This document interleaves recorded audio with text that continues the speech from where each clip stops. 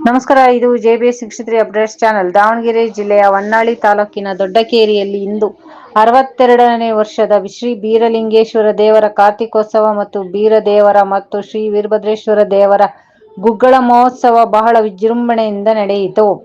ಈ ಕೆಂಡದಾರ್ಚನೆಯಲ್ಲಿ ಶ್ರೀ ವೀರಭದ್ರೇಶ್ವರ ದೇವರು, ಪೇಟೆಯ ಹಳದಮ್ಮದೇವಿ, ಶ್ರೀ ಮರಿಯಮ್ಮ ಮತ್ತು ಶ್ರೀ ದುರ್ಗಮ್ಮದೇವಿ, ಶ್ರೀ ಗಾಳಿ ದುರ್ಗಮ್ಮ, ಶ್ರೀ ಬೀರಪ್ಪ, ಶ್ರೀ ಕೆಂಚಪ್ಪನ ದೇವರು, ಶ್ರೀ ಸುಡ್ಗಾಡು ಸಿದ್ದಪ್ಪ ದೇವರು, ಗೋಪನಗೊಂಡನಹಳ್ಳಿಯ ಶ್ರೀ ಬೀರಪ್ಪ ದೇವರು, ಗಣಮಕ್ಕಳದ ಪ್ರಭುಸ್ವಾಮಿ ಮತ್ತು ಅಣ್ಣಪ್ಪ ಸ್ವಾಮಿ ಹೊಳೆಯ ಪೂಜೆಯ ನಂತರ ಮುಳ್ಳು ಪಲ್ಲಕ್ಕಿ ಮತ್ತು ಮಳೆ ಪಲ್ಲಕ್ಕಿಯ ಮೇಲೆ ಕುಳಿತು ಮೆರವಣಿಗೆಯ ಮೂಲಕ ದುರ್ಗಮ್ಮ ದೇವಸ್ಥಾನದ ಹತ್ತಿರ ತಯಾರಾದ ಕೆಂಡದ ಕುಂಡವನ್ನು ಹಾದು ನಂತರ ದೇವರ ಪಲ್ಲಕ್ಕಿಯನ್ನು ಹೊತ್ತವರು ಕೆಂಡವನ್ನು ಹಾಯ್ದರು.